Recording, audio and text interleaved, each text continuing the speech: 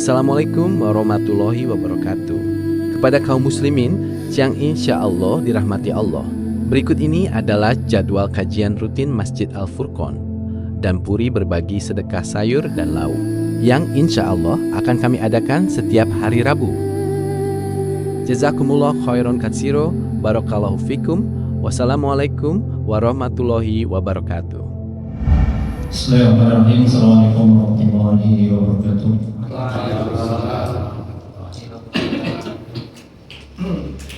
Alhamdulillah nahmaduhu wa nasta'inuhu wa nastaghfiruh wa na'udzu billahi min shururi anfusina wa min sayyiati a'malina. May yahdihillahu fala mudilla lahu wa man yudlil fala hadiya lahu. Wa asyhadu an la ilaha illallah wahdahu la syarika lahu wa asyhadu anna Muhammadan 'abduhu wa rasuluh. Allahumma salli ala Muhammad wa ala alihi wa ashabihi wa man tabi'ahum bi ihsanin ila yaumiddin. Qala Allah ta'ala fi kitabihil karim, a'udzu billahi minasyaitonir rajim. Ya ayyuhalladzina amanu taqullaha haqqa tuqatih wa la tamutunna illa wa antum muslimun. Ya ayuhan nasu u'budu rabbakumul ladzi khalaqakum min nafsin wahidah wa khalaqa minha zawjaha wa bassa minhuma rijalan katsiran wa nisaa'a wa taqullaha alladzi tasaaluna bihi wal arham innallaha kana 'alaikum raqiba. Amma ba'du, ma'asyiral muslimin, jamaah salat maghrib yang semoga senantiasa dirahmati Allah Subhanahu wa taala. Senantiasa kita panjatkan syukur kita kepada Allah yang telah melimpahkan pada kita banyak nikmat dan karunia sehingga pada kesempatan malam hari ini kita diberi kemudahan oleh Allah Subhanahu wa taala untuk melaksanakan salat maghrib berjamaah. Dan sambil menunggu waktu isya tiba, kita mengkaji bersama beberapa ayat-ayat Allah dan hadis-hadis Nabi SAW. Semoga amal ini semua telah menjadi pemberati bagi kita dan pada kiamat. Amin. Salawat dan salam semoga tercurahkan kepada Nabi kita yang mulia Muhammad sallallahu alaihi wasallam, kepada para sahabatnya, keluarganya serta para pengikutnya yang setia dalam mengamalkan tuntunan beliau sallallahu alaihi wasallam hingga hari kiamat kelak.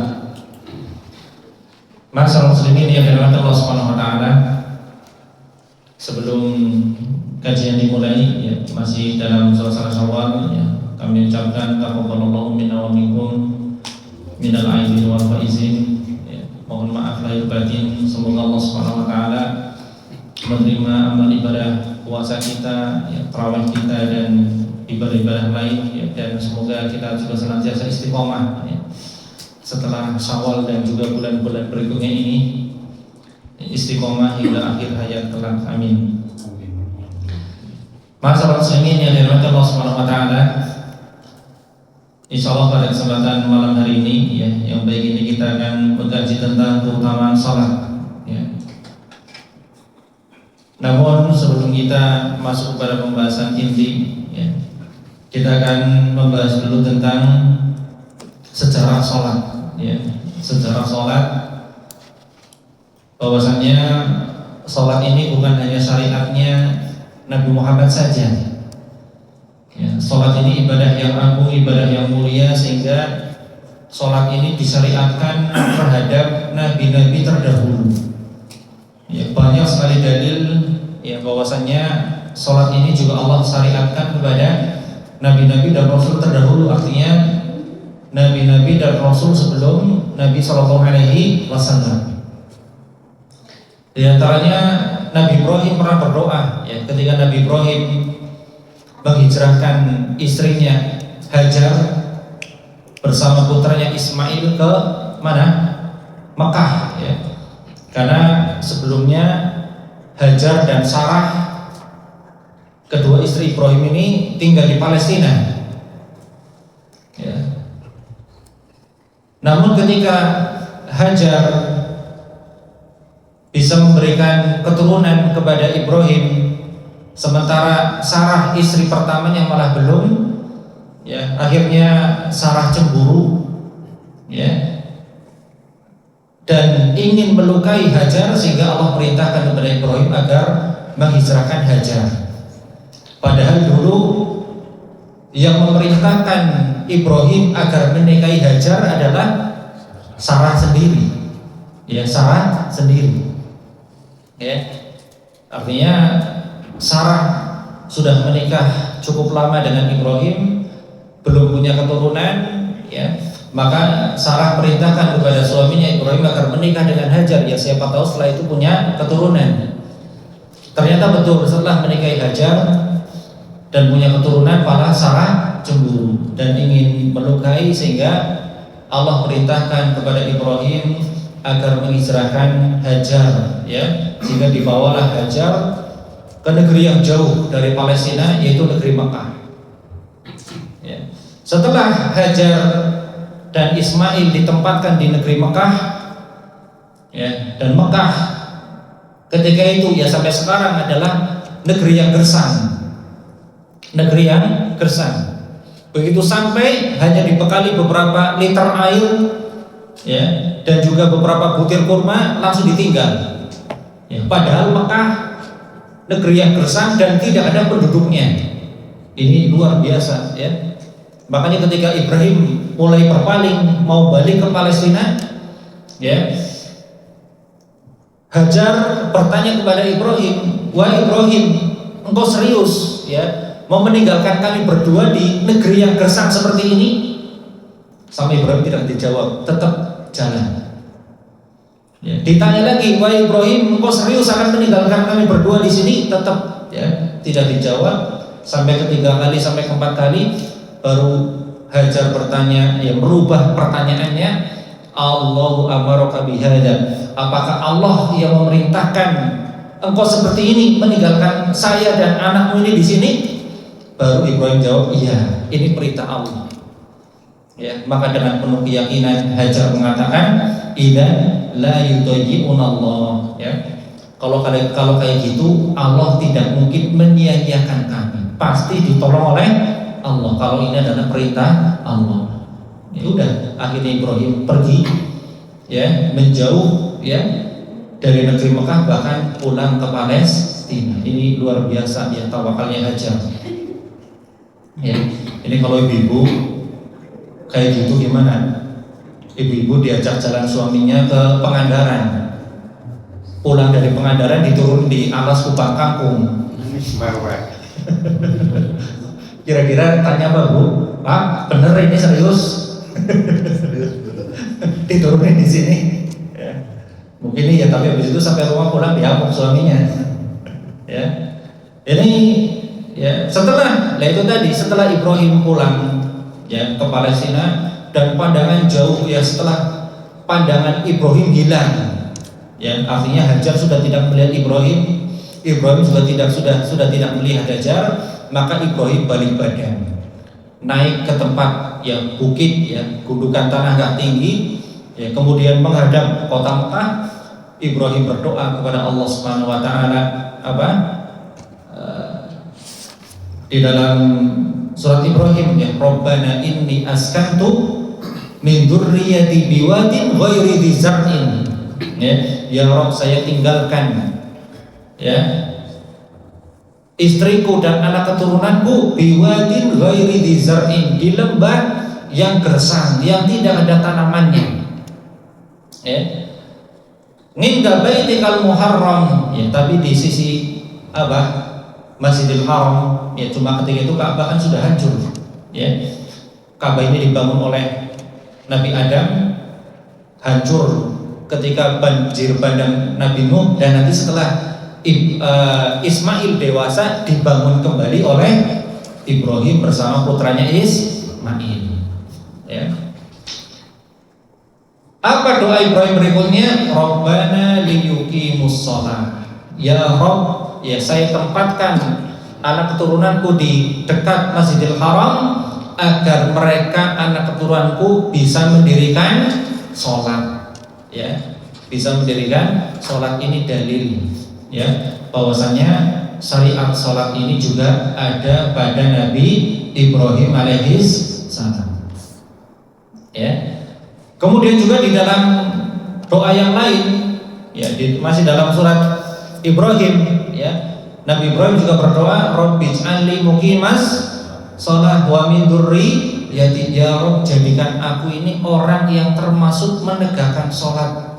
Wa min dzurriyyati, dan juga anak-anak turunan. Ya. Artinya Nabi Ibrahim berdoa agar anak turunannya, anak cucunya dijadikan orang-orang yang menjadikan sholat. Ini ya dalil yang sangat jelas bahwasanya ya syariat sholat ini ada pada Nabi Ibrahim alaihissalam, pada Nabi Musa alaihissalam. Ya, Allah juga memerintahkan kepada Musa, wa aqimis sholata li dzikri. Wahai Musa, dirikanlah sholat ya untuk ingat kepadaku, agar kau ingat kepadaku. Ya. Kemudian juga Nabi Isa alaihissalam. Ya. Nabi Isa ini kan apa? Ketika baru lahir langsung bisa berbicara. Ya. Ketika baru lahir langsung bisa berbicara. Baru lahir ya, masih bayi merah. Ya. Ketika itu Maryam menjauh dari kaumnya, dari orang-orang Bani Israel. Begitu hamil, ya Maryam langsung menjauh. Ya. Karena posisi Maryam tidak ada suami. Ya, kemudian hamil, ya nanti dituduh macam-macam, ya. Namun bagaimanapun juga kan setelah hamil ya lahiran. Ya, nah ini setelah lahiran ini Maryam pulang ke kampungnya, bertemu dengan kaumnya orang-orang Bani Israil. Ya. Maryam tidak mau menjelaskan bayi ini dari mana. Ya, kalau Maryam yang menjelaskan ini bayi ya ruh yang ditiupkan oleh malaikat Jibril ya dari Allah Subhanahu wa taala, enggak bakal percaya. Ya, tidak bakal percaya. Maka Maryam bernadar untuk tidak ngomong, tidak mau menjelaskan karena percuma, enggak bakal dipercaya. Maka begitu Maryam ya pulang ke kampungnya, bertemu dengan orang-orang Bani Israil, dan betul mereka menuduh ya, mereka menuduh Maryam berzina. Ya, karena memang masih gadis, ya belum punya suami. Ya, tapi Maryam enggak mau menjelaskan.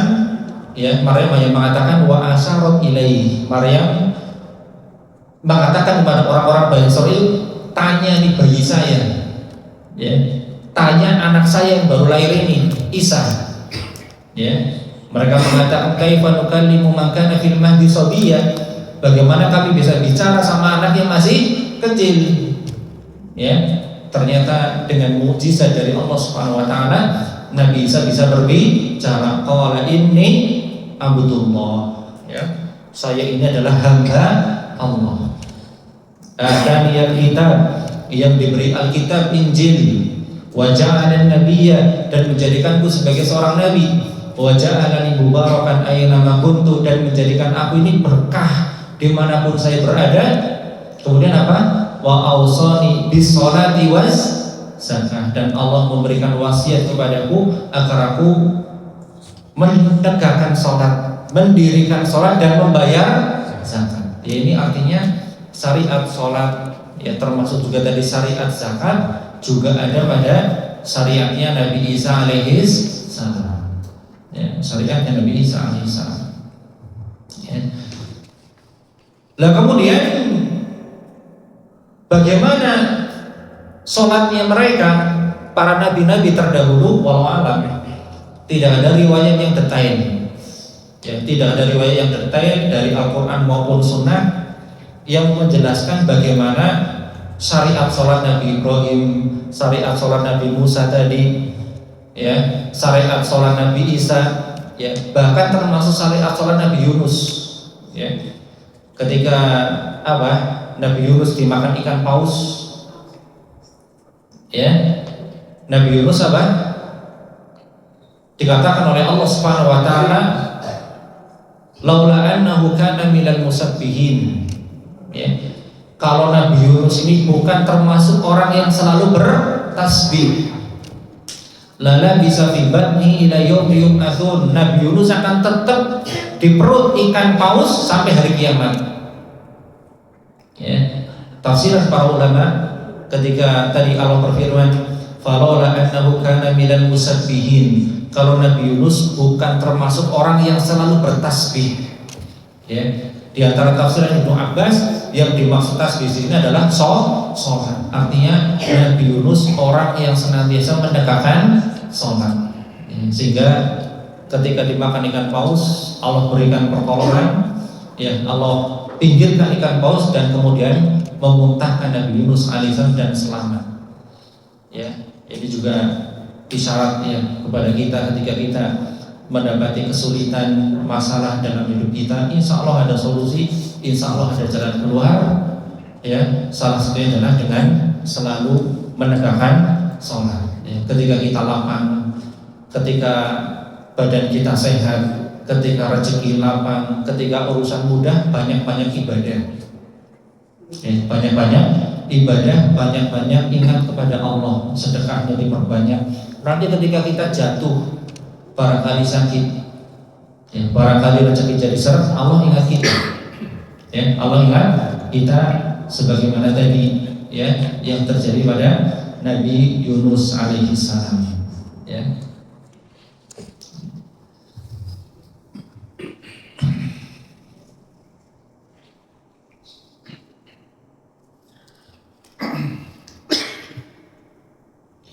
Untuk sholatnya nabi-nabi terdahulu, walau alam riwayat terlihat belum ada, tapi dalam beberapa ayat disebutkan tetap mereka ada rukuknya, ada sujudnya. Ya kalau ada rukuk, ada sujud ya tidak jauh beda dengan sholatnya kita. Ya, tidak jauh beda dengan syariat sholat yang ada pada Nabi Muhammad SAW. Ya, ada pun sehari berapa kali ya walau alam. Ya, walau alam kita tidak tahu. Tapi untuk syariat sholatnya Nabi Musa, ya, untuk syariat sholatnya Nabi Musa dalam sebuah riwayat disebutkan bahwasanya sehari 3 kali. Ya, kalau kita kan sehari 5 kali, ya. Untuk Nabi Musa sehari 3 kali. Karena dulu ketika Nabi Muhammad Isra Mi'raj, ya, naik ke langit ke-7, bertemu dengan Allah untuk menerima perintah sholat 50 waktu dalam sehari. Ya, nah ketika Nabi Muhammad turun kan bertemu dengan Nabi Musa di antaranya di langit ke-6. Ya, Nabi Musa tanya, wahai Muhammad, apa yang Allah perintahkan kepada engkau? Ya Allah perintahkan kepada aku agar menegakkan sholat sehari 50 kali. Ya, sehari semalam 50 kali. Ya, berarti sejam ping pindo, ya. Bisa rokok berturu, rokok berembret. Ya. Ya sehari cuma 24 jam. Lah ini sehari 50 kali. Berarti kan setiap 1 jam paling enggak 2 kali sholat. Maka kata Nabi Musa, gak bakal kuat umatmu. Minta kortingan, minta keringanan. Nabi Muhammad naik lagi, minta diskon, ya, di diskon 5, turun lagi, ketemu lagi, suruh diskon lagi sampai tinggal 5. Ya. Ketika sampai tinggal 5, sama Nabi Musa juga suruh minta diskon lagi. Orang bakal kuat, ya. Umatmu sholat sehari semalam 5 kali, orang bakal kuat, minta diskon lagi. Ya. Apa kata Nabi Musa ketika itu? Laqad rawattu bani Israil ala adna min dzalik fataraku. Karena apa? Saya perintahkan Bani Israil, umatku, ya, untuk sholat sehari semalam kurang dari 5. Ya. Para ulama mengatakan cuma 3 kali itu saja Bani Israil meninggalkan. Apalagi umatmu, ya, orangnya kecil-kecil, lemah-lemah, ya, gerimis terus masuk angin, ya, watuk-watuk. Ya. Ini pasti tidak kuat lagi. Makanya Nabi Musa ketika Nabi Muhammad sudah diberi kortingan sehari cuma 5 kali, tetap suruh minta kortingan lagi. Tapi kata Nabi Muhammad, ya enggak, saya sudah malu, bolak-balik, ya, dari 50 sampai 35 saya malu. Akhirnya ya ditetapkan oleh Allah Subhanahu wa taala untuk syariat salat pada Nabi Muhammad SAW yang sehari 5 kali. Tapi kullu amalin bi asyri amsalihah, ya, setiap amalan dilipatkan 10 kali. Ya, sehari 5 kali tapi pahalanya seperti 10 kali. Seperti 50 kali. Karena setiap satu sholat dilipatkan 10 kali lipat. Itu tadi Nabi Musa mengatakan laqad rawattu Bani Israil ala adni dzalik fataraku. Saya wajibkan orang Bani Israil agar sholat sehari kurang dari 5 kali saja meninggalkan. Ya 3 kali sehari saja meninggalkan. Apalagi umatmu, ya, 5 kali ya pasti banyak yang meninggalkan, dan ternyata benar, ya. Artinya dugaan Nabi Musa benar, ya. Masih banyak kaum muslimin yang meninggalkan sholat. Jadi masih banyak yang meninggalkan sholat, bahkan belas tidak sholat sama sekali juga masih banyak. Ini miris, ya. Mengaku beragama Islam, ya, tapi tidak mengerjakan sholat. Kemudian adapun syariat sholat pada Nabi Muhammad, ya, syariat sholat pada Nabi Muhammad ini ada beberapa tahapan. Tahapan yang pertama, ketika Nabi Muhammad ini baru diutus menjadi seorang nabi dan rasul, syariat sholat yang pertama kali Allah wajibkan adalah sholat malam. Sholat malam, sholat tahajud, ya. Belum ada 5 waktu, ya, hanya sholat malam saja, ya.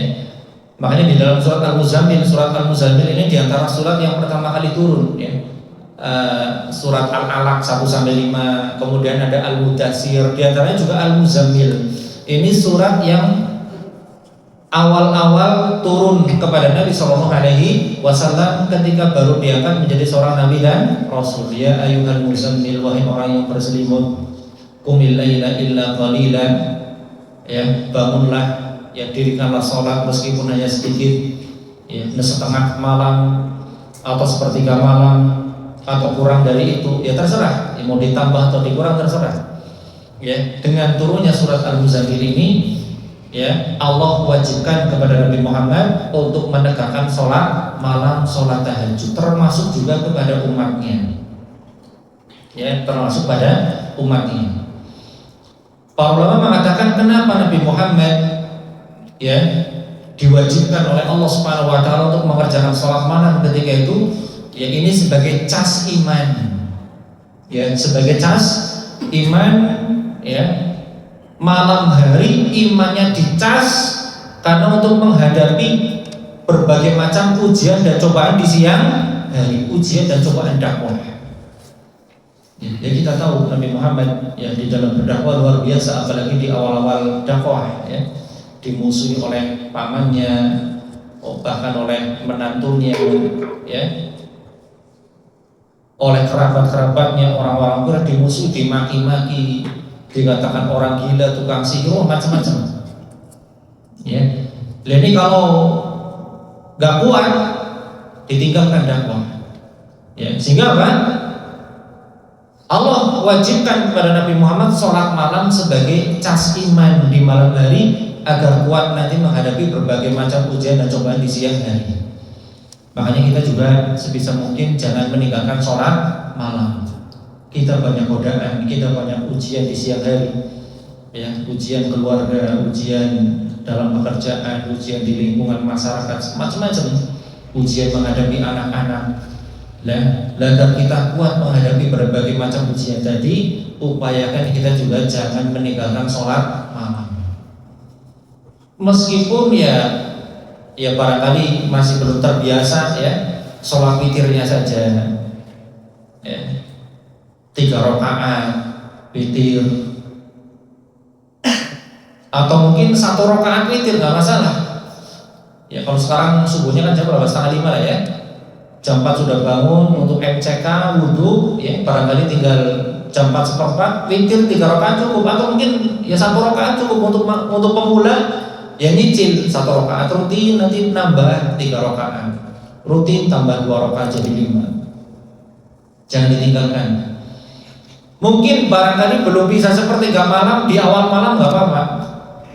Habis isya, ya, habis isya, mungkin habis sholat isya, mungkin habis itu ba'diyah isya, langsung witir, ya, nggak masalah, ya, langsung witir. Kalau khawatir besok bangun-bangun sudah adzan subuh, tapi kalau yakin jam 3 bangun, yakin setengah 4 bangun, ya itu yang afdal. Ya, tapi kalau belum terbiasa barangkali, ya, mau sholat tahajud di awal malam nggak apa-apa. Sholat witir diperbolehkan, yang penting sudah sholat isya. Yang penting sudah sholat isya nggak apa-apa. Ya, meskipun kalau ditanya yang afdal, ya yang afdal yang sepertiga malam. Untuk apa? Cas iman. Ya, cas iman kita agar kuat nanti menghadapi berbagai macam ya, ujian dunia, ya, godaan dunia di siang hari. Kita cas dulu iman kita di malam hari. Dan ini tahapan pertama, ya, sholat malam. Setelah tahapan pertama ini, tahapan berikutnya adalah Allah wajibkan sholat setiap pagi dan sore. Berapa rakaat walau alam, ya, mungkin 2 rakaat pagi dan sore. Dan setelah ada syariat sholat pagi dan sore, ya, habis subuh sama habis maghrib, ya, maka sholat malamnya menjadi sunnah. Menjadi sunnah. Tapi sunnah bagi umatnya, bagi Nabi Muhammad tetap wajib. Ya, bagi Nabi Muhammad tetap wajib. Tujuannya apa? Tadi agar imannya Nabi Muhammad tercas di malam hari. Karena ya rintangan dakwahnya luar biasa, ujian dakwahnya Nabi luar biasa, sehingga meskipun sudah tidak diwajibkan bagi umatnya, bagi Nabi Muhammad sholat malam ini tetap wajib. Ini masya Allah, ya. Dan mungkin bapak-bapak ibu-ibu yang sudah terbiasa sholat malam ya merasakan di pengaruhnya. Ya, ketika bangun witir meskipun hanya 3 rakaat di siang hari juga terasa semangat, ya, lebih kuat menghadapi berbagai macam ujian, cobaan, lebih tangguh, ya, lebih tangguh. Tapi ketika tidak, ya gampang, siang harinya gampang maksiat, gampang dosa, ya, macam-macam. Ya, sehingga meskipun sudah diwajibkan sholat pagi dan sore, ya, bahkan nanti berikutnya adalah sholat 5 waktu, sholat malam tetap diwajibkan oleh Allah bagi Nabi Muhammad SAW. Nah, setelah sholat 5 waktu ini dari awal kenabian, ya, sampai tahun ke-11 kenabian, peristiwa Isra dan Mi'raj, baru setelah peristiwa Isra dan Mi'raj ini Allah wajibkan sholat sehari 5 kali. Itu saja sholat sehari 5 kali. Pertama cuma 2 rakaat, subuh, duhur, asar, maghrib, isya cuma 2 rakaat. Cuma 2 rakaat. Ini tahapan pertama. Setelah Isra dan Mi'raj sudah 5 waktu, ya, subuh, duhur, asar, maghrib, isya cuma semuanya 2 rakaat. Nah, setelah beberapa saat ditambah duhur, asar, isya jadi 4, maghrib jadi 3, ya, kemudian subuh tetap 2. Ya, sudah, setelah ini final. Ya, setelah ini final. Inilah tahapan sholat yang Allah Subhanahu wa taala syariatkan kepada Nabi kita yang mulia Muhammad sallallahu alaihi wasallam. Ya.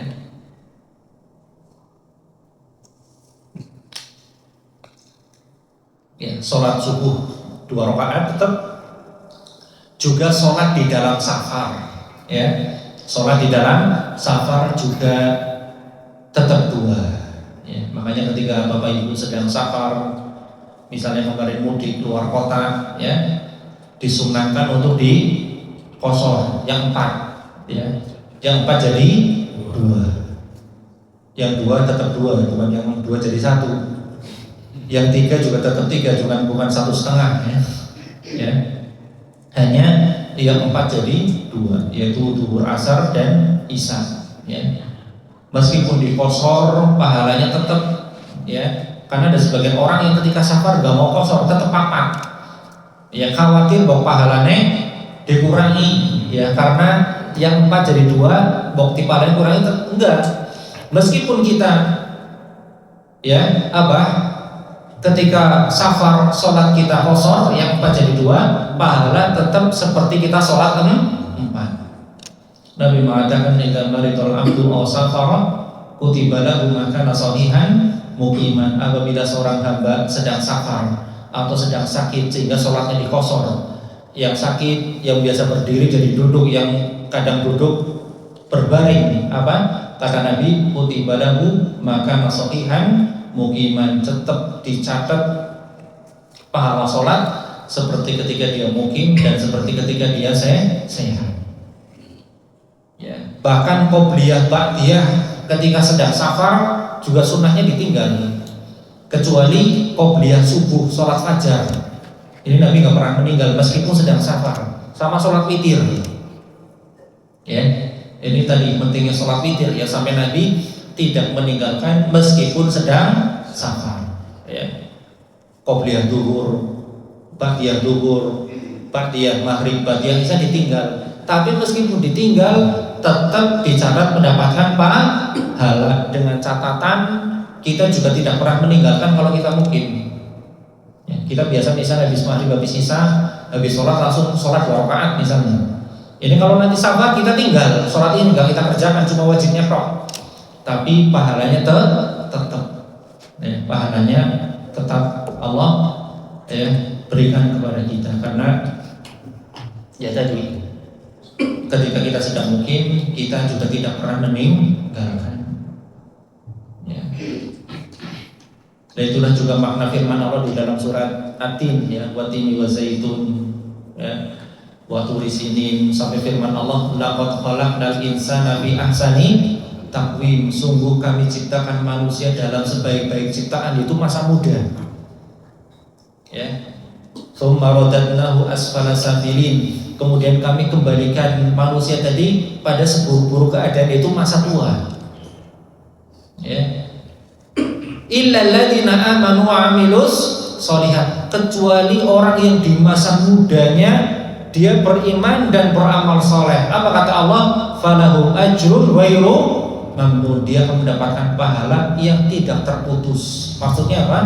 Orang yang di masa kuatnya, masa mudanya rajin ibadah, nanti ketika di masa tua sudah gak mampu ibadah, Allah tetap berikan pahala ibadah seperti yang dia kerjakan di masa muda. Ya misalnya Bapak Ibu ketika muda rajin Senin Kemis misalnya, puasa Senin Kemis. Ya. Ketika sudah tua mungkin umur 70, 80 ini seorang kuat, ya boro-boro Senin Kemis Ramadan beabot, ya misalnya cuma bayar fidyah. Tapi meskipun sudah tidak Senin Kemis, Allah tetap berikan pahala puasa Senin Kemis. Itulah makna falahum ajrun ghairu mamnun, Allah berikan pahala yang tidak terputus. Bapak-bapak 5 waktu jamaah di masjid. Ya, masa muda, masa kuat, masih gagah. Begitu nanti tua, sudah nggak apa-apa ke masjid, repot ke masjid. Ya, mungkin jalannya sudah nggak tetap gitu ya, mungkin takut jatuh dan udah sholat di rumah nggak apa-apa. Ya, tapi Allah tetap berikan pahala sholat berjamaah, karena dulu ketika masih muda, masih sehat, rajin jamaah. Ya, sekarang sudah sepuh, ya sudah tidak masjid, tetap Allah berikan pahala sholat berjamaah. Itulah makna ya, illal ladzina amanu wa amilus sholihati falahum ajrun ghairu mamnun, kecuali orang-orang yang di masa mudanya dia beriman, dia beramal saleh, Allah berikan kepadanya pahala yang tidak terputus sampai masa tua nanti, bahkan mungkin sudah pikun. Ya. Ada orang yang masa mudanya Masya Allah baca Quran rajin, sholat rajin, di masa tua ya mungkin pikun ya. Tapi pahala jamaah tetap Allah berikan, pahala baca Quran tetap Allah berikan meskipun ya sudah mungkin gak baca Quran. Ya, karena tadi balasan ya yang Allah berikan karena di masa mudanya dia habiskan untuk beribadah, maka di masa tuanya sudah tidak bisa, Allah tetap ya berikan pahala yang tidak terputus. Ya. Kemudian coba baik saja. Pas.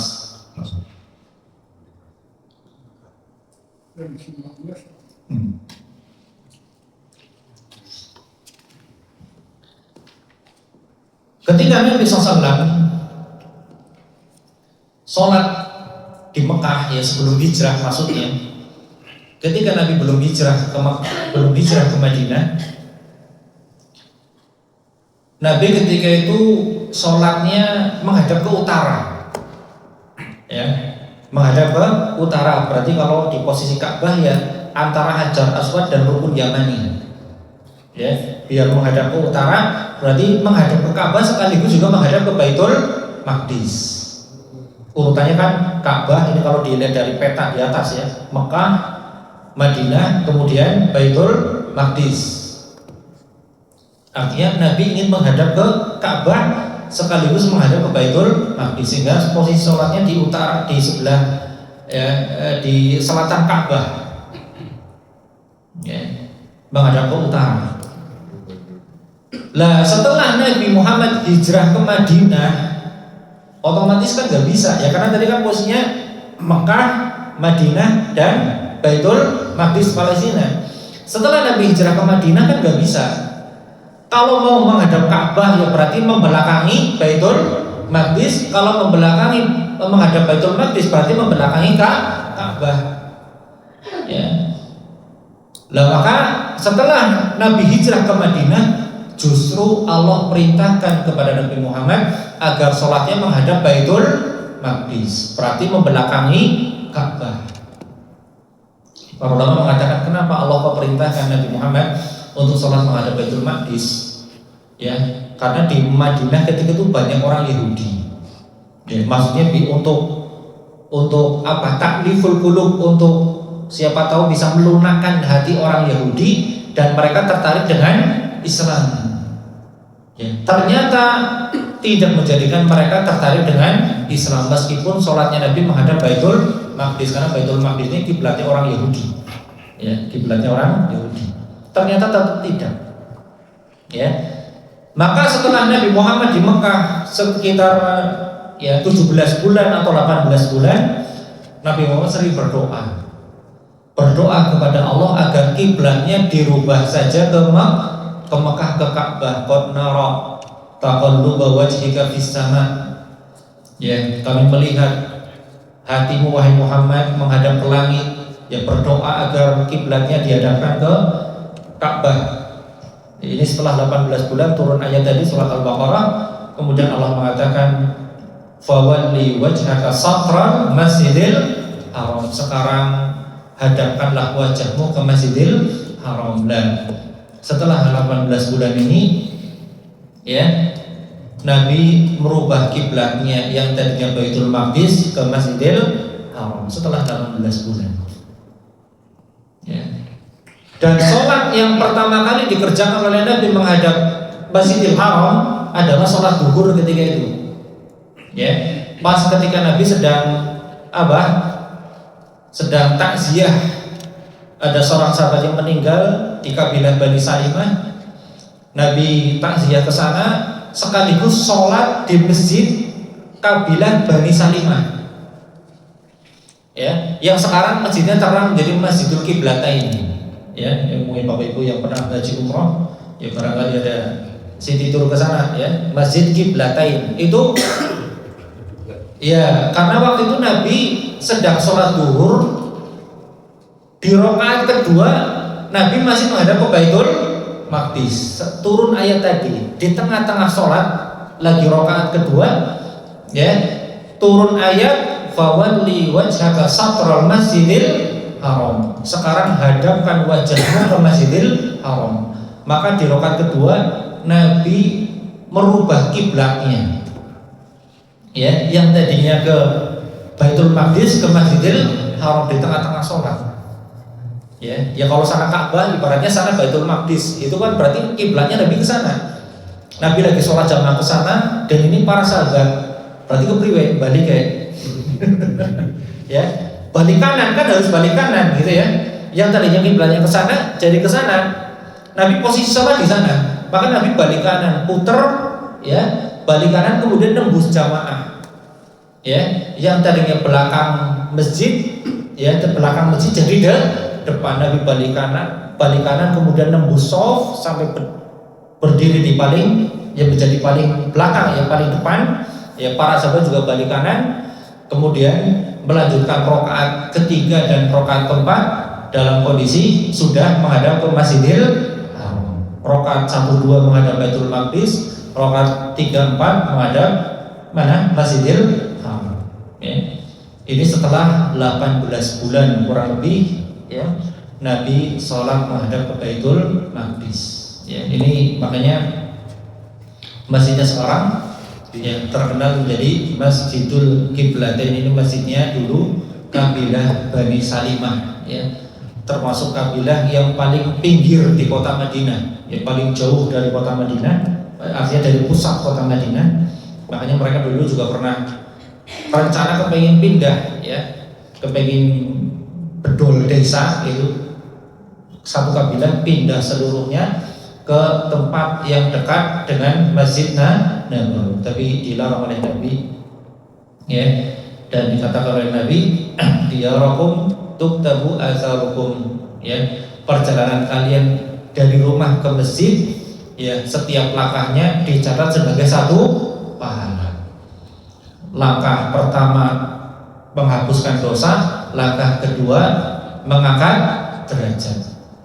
Ya, jadi semakin jauh dari masjid, semakin banyak pahalanya, semakin semakin banyak dosa yang dihapuskan dan semakin tinggi derajatnya diangkat. Ya. Makanya kalau rumahnya terlalu dekat dengan masjid, muterin komplek di situ. Ya. Muterin komplek di itu tebe ada masjid. Ini perubahan arah kiblat, ya, perubahan arah kiblat, ya, dari Masjidil Haram, dari Masjid Al-Aqsa Baitul Maqdis ke Masjidil Haram Mekah. Ya. Tanyakan barangkali sebelum ditutup atau dilanjutkan.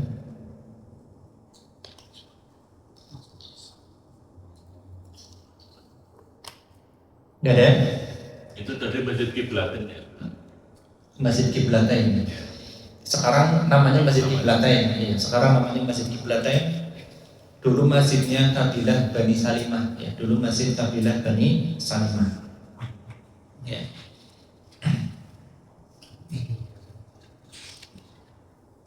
Kemudian ini yang masjid, ya, setelah sholat zuhur tadi di Masjid Kiblatain, Masjid Bani Salimah, Nabi pulang. Pulangnya waktu itu sudah waktu asar, ya. Begitu sampai Masjid Nabawi, waktu sholat asar, lah sholat asar di Masjid Nabawi sudah menghadap ke Masjidil Haram atau menghadap ke Ka'bah. Lah Masjid Kubanya baru besoknya. Ya, artinya Masjid Kuba dulu di Madinah kan ada ya Masjid Nabawi, Masjid Kiblatain sama Masjid Kuba, ya. Kalau Masjid Kuba baru dapat informasi besoknya. Besok subuh, ya, mereka juga sedang sholat subuh mendapatkan informasi bahwasanya sudah ada perubahan arah kiblat. Ya, maka mereka juga sama merubah arah kiblatnya dari Baitul Maqdis ke Masjidil Haram, ya. Ya, tapi keesokan harinya ketika sholat subuh, ini Masjid Kubanya, ya, baru keesokan harinya, ya, ketika sholat subuh. Nah, itu tentang apa? Sejarah sholat, ya, tentang sejarah sholat, ya, dari zaman-zaman para nabi terdahulu hingga Nabi kita yang mulia Muhammad SAW, dan sholat yang kita jalankan sekarang, yaitu sholat sudah tahap akhir, ya, dari sholat malam, sholat pagi dan sore. Kemudian sholat 5 waktu tapi hanya 2 rakaat sampai kemudian ada perubahan, ya, zuhur, asar dan isya menjadi 4, maghrib 3, ya, subuh tetap 2, ya, kecuali sholat sedang safar, ya, sholat sedang safar juga sunnahnya adalah diposor yang 4 menjadi 2, dan itu adalah kata Nabi SAW, shadaqatun minallah, bahwasanya qasar dalam safar itu adalah sedekah dari Allah. Faqbalu shadaqata, terimalah sedekah dari Allah tersebut. Ya, maka sunnahnya, ya, bagi orang yang sedang musafir, sedang safar luar kota, untuk mengqasar sholatnya, ya. Dijamak juga. Ya, kalau musafir punya 2 hak, jamak dan qasar. Ya, maghrib dengan isya, zuhur dengan asar, nggak ada isya dengan subuh, nggak ada, atau subuh dengan zuhur nggak ada, yang ada hanya zuhur, asar, maghrib, isya. Ini kalau musafir punya 2 hak, ya, bahkan boleh jamak, boleh qasar, gugur sholat jamaah juga gugur sholat Jumat. Artinya nggak wajib jamaah, nggak wajib Jumatan kalau lagi safar. Tapi kalau sakit, ya, hanya punya 1 hak di jamak, ya misalnya apalagi opname di rumah sakit RSUD misalnya, atau mungkin sakit di rumah, dia punya satu hak saja, hak jamak, tapi tidak boleh qasar, kecuali sholat lagi sakit kemudian dirujuk ke Sarjito di Jogja atau kemana luar kota, ya dia sakit juga safar, safar, maka boleh jamak dan qasar, ya boleh jamak dan qasar. Wallahu ta'ala a'lam. Ya, demikian yang dapat yang ada pertanyaan. Ini terkait jam qasar Pak Ustaz. Kalau contoh ya misalkan kayak mudik kan safar ya. Contoh mudik itu kan 4 sampai 5 hari. Nah, hari pertama kan kita mudik nyampe. Hari kedua ketiga boleh enggak jam qasar? Iya. Kan 5 hari itu. Yang pertama kan perjalanan. Hari kedua ketiga empat kita udah nyampe sana kan. Nah, itu masih boleh jam qasar enggak? Iya. Terus satu, yang keduanya itu batas safar itu berapa lama sih Pak Ustaz? Seminggu, apa 2 minggu, apa sebulan? Oh, iya. Batas safar itu. Iya, batas safar. Iya. Ini kalau pembahasan ini, ya ini pembahasan fikih ya. Nanti banyak khilaf, banyak perbedaan pendapat para ulama. Ya, ada ulama yang mengatakan batasan safar adalah hanya 3 hari. Hari keempat sudah wajib, nggak boleh jamak, nggak boleh qasar. Ada yang mengatakan 15 hari, ada yang mengatakan 20. Ulama banyak berbeda pendapat. Tapi pendapat yang kuat adalah bahwa alam ya, bahwasannya dia boleh jamak qasar tidak ada batasannya.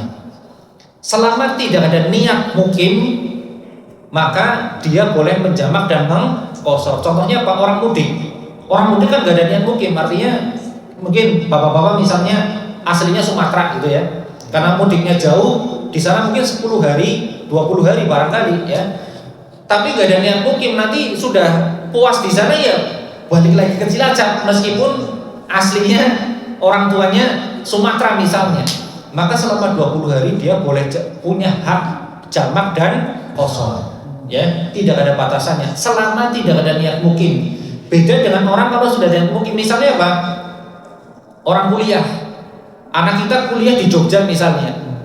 Ya, begitu sampai Jogja dapat dia cari kos atau cari kontrakan, maka otomatis begitu sampai kontrakan kan dia niat mukim, ya, maka dia boleh jamak dan qasar di jalannya saja antara Cilacap dan Jogja. Begitu sampai kos-kosan sudah tidak dia dianggap sebagai orang mukim, ya dia yang orang mukim. Makanya tadi bapak misalnya mudik kampung ya Sulawesi misalnya ke Kalimantan atau mana luar kota lah, ya atau mungkin Kebumen ya Jogja. Di sana 5 hari, selama 5 hari dia punya hak jamak dan qasar. Dan tidak wajib jamaah juga tidak wajib jumatan karena dianggap sebagai musafir. Tapi dia boleh jamaah, artinya kalau dia jamaah ke masjid, ya berarti ngikuti sholatnya imam, nggak qasar gitu ya.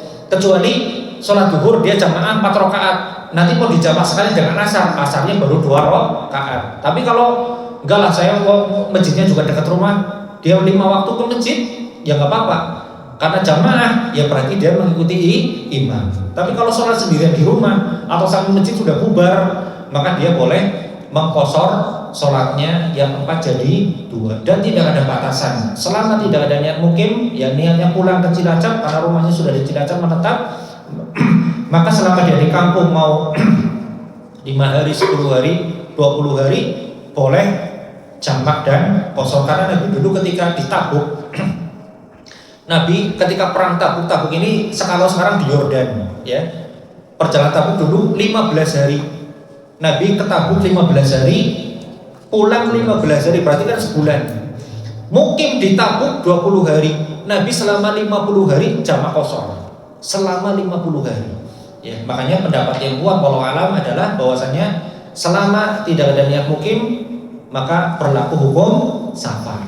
Tapi kalau sudah ada niat mukim, ya tadi anak kuliah merantau untuk kerja misalnya ke Korea itu ya, perjalanan dari Indonesia ke Korea safar, tapi begitu sampai Korea dapat mes gitu ya, dapat mes ya sudah dia mau mukim. Begitu sampai sana ya dia sudah, artinya tidak berlaku hukum safar, artinya sholat di masing-masing waktunya. Atau ke Jakarta, merantau ke Jakarta, jalan dari Cilacap ke Jakarta dianggap musafir, tapi begitu sampai Jakarta sampai kontrakan ya sudah tidak berlaku hukum safar karena sudah niat mukim, ya cari duit di sana. Tapi kalau hanya sekedar bapak-bapak misalnya jenguk cucu gitu ya, di Jogja, jenguk cucu di Jakarta 5 hari 10 hari kira-kira sudah marem pulang, maka tidak ada niat mukim, selama itu pula berlaku hukum safar.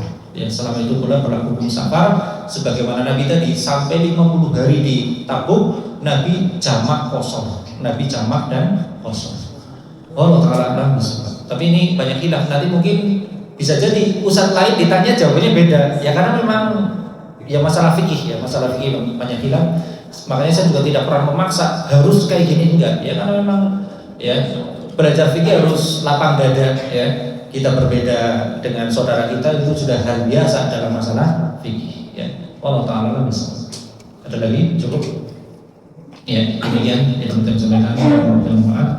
Kita akhiri subhanallah bihamdika asyhadu an la ilaha illa anta astaghfiruka wa atubu ilaik. Assalamualaikum warahmatullahi wabarakatuh.